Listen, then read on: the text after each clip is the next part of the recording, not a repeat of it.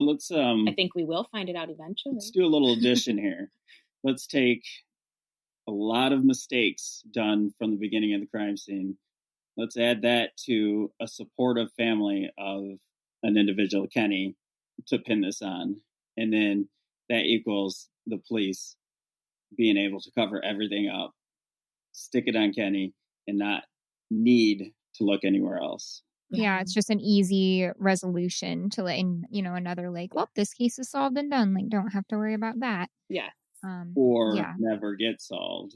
Yeah. I mean, and his family they come to everything. They want to help with everything and anything. What can we do to help? And they were sending out, we had a huge petition for Michigan State Police to take over the case, and they were spreading it all over and sharing it and getting signatures, and they want other people involved too. And if it was their son, and you guys, and if it ends up being Kenny, we'll have another podcast for you. we'll come back on and we'll talk about that. But I mean, I'd love to do another one with you, but it just doesn't add up. I don't think it's very hard to solve. Not a part of me thinks it's hard to solve. I think that the reason that it's not solved is because of what Van Buren did. This should have been solved within 48 hours. If they wouldn't have had that tunnel vision and would have checked everybody's alibis, and by checked, I mean, instead of just calling and saying, hey, this is where I heard you were you really there? And they were like, yeah, I was. And they were like, okay, cool. And that's literally what happened. And if they would have, Van Buren doesn't have homicides often. And this is not a knock on them. They don't deal with it much, but we don't want Egypt to be their practice. We want, what would have been ideal for us is for them to call MSP in and then watch what they do and start to learn so that then they can handle their own homicides. So really, going back to that, I don't think it's hard. It would have been hard. And I still don't think that it would be hard if they would get rid of the case and give it up. I still think that it can be solved. We have a very good idea of what happened to Egypt Covington. And we just need the right people to listen and follow up and want to get this taken care of right away. And so I'll add on to that. With the information that we have, we're extremely confident that if the correct practices were taken in the beginning from the start, this would have been solved immediately. I'll give you an example. I can give you a few. Right from the beginning, the tower dump, so important. Whose cell phone was near? Whose cell phone was active? Whose cell phone was in the perimeter around her house? There's what's called pattern of life. Pattern of life is a technique used to find out what are on the routers, what's happening around the area, cameras, anything electronic. It gives you a sense of who's doing what around the area. None of that was done. When the gunshots happened, did they go past the neighbors? Did they go a 2-mile radius and say, did you hear a gunshot, or did you hear anything that night? Did they go door to door? They did not. Yeah, they didn't even ask people if they had heard it. The people that were on the scene said, the police told us that Curtis told them that if he had to say somebody who did it, he would think that it was Kenny. Well, Curtis told us that he told the police that he said it was either Kenny or had to do with the neighbors in the duplex. Well, they just disregarded him saying that and went straight to Kenny. And then other people who showed up to the scene were some of the family members that, same thing. They said, well, the only thing we know is that she had been hurt by Kenny. So everybody at the scene all just said, I don't know, Kenny, because the neighbors were up north or on the other side of the state at a rave. Supposedly. And so they weren't there. So everybody who was there, and there wasn't, I'm sounding like it was like the whole town that came, but it wasn't a ton of people, but the ones that were there had known of the tumultuous relationship between tumultuous, between Egypt and Kenny. So that's in the moment, that's what they said. So the police, instead of thinking, well, yeah, that's a really, and it does. I get that. Most of the time it is someone and it is an ex or someone. We understand that. And believe me, we dug hard into Kenny and Curtis. But we also had our eyes and ears open for other options. That's what brought us into this, not just as a family, but as investigators, is because Lindsay came in and asked the hard questions right from the beginning, and they weren't answered. They weren't able to answer them. And so we started looking, and things started to unfold over time. And now we are here. We're very confident in where this is going. So you guys, they didn't even ask Dwayne. They never even interviewed Dwayne. Never.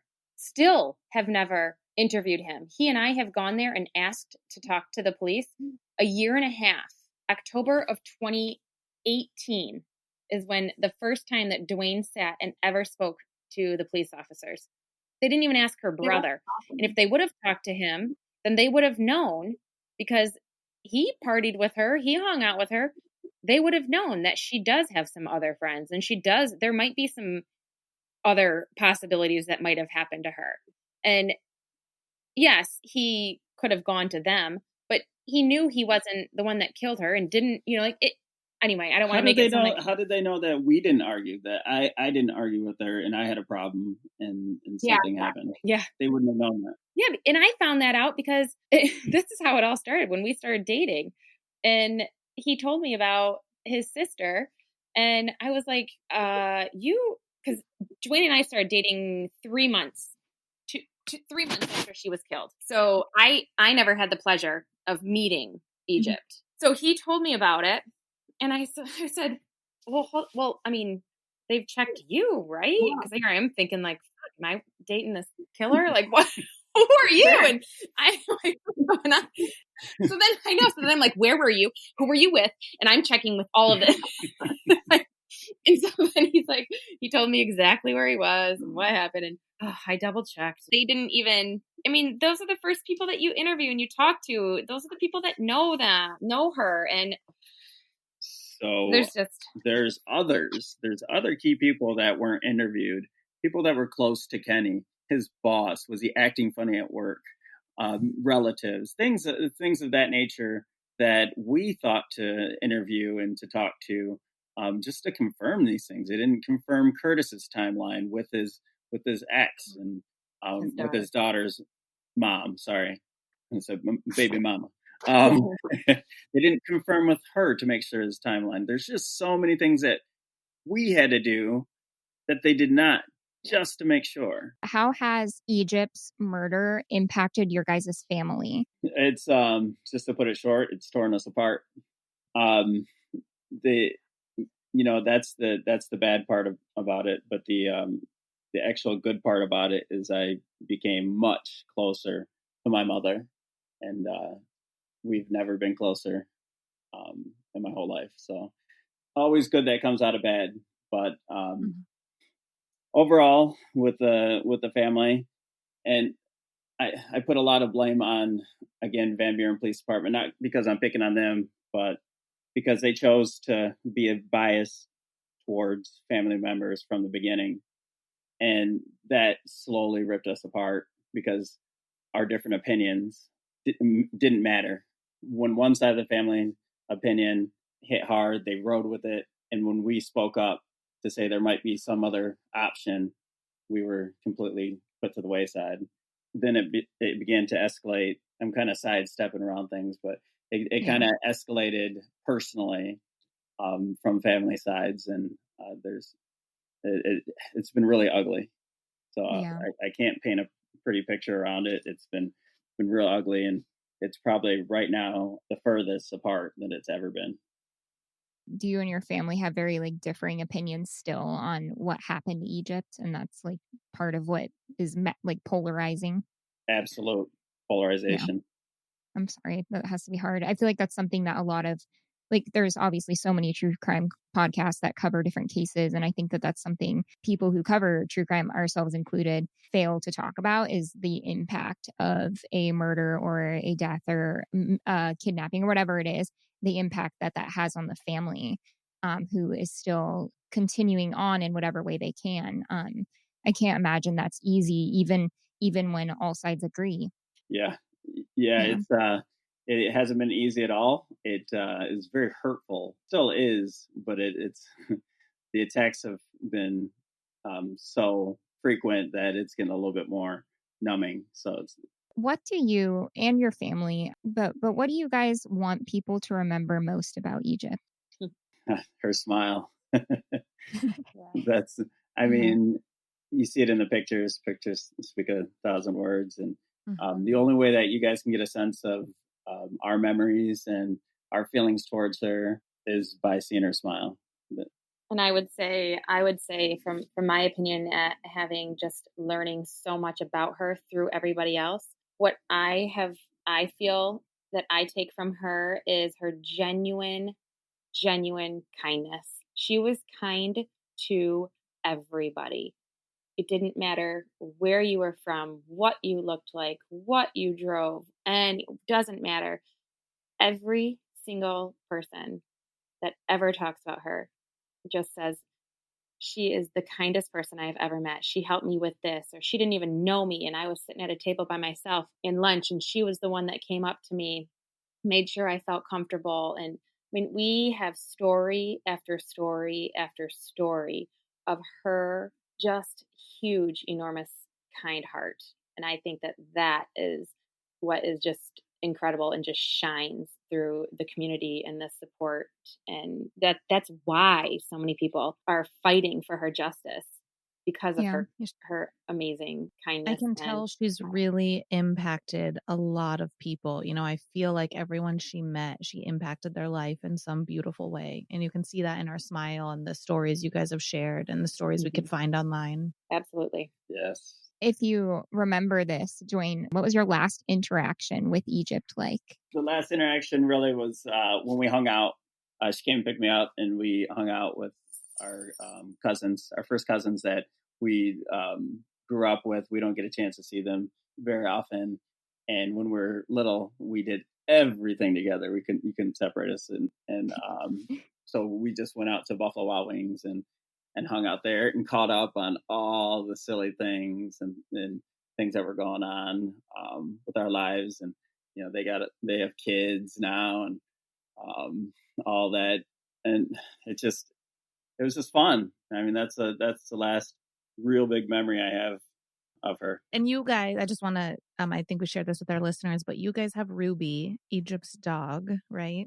Yeah, she's Yep. sitting right here. Yeah. Hi, Ruby. She said, Yeah, she perked up. Yeah, we want to clear out that up because we were like, we didn't kind of know where she went, and then we implied that perhaps with Kenny because we read that somewhere, and then Oh, I forgot about that. Yeah. yeah.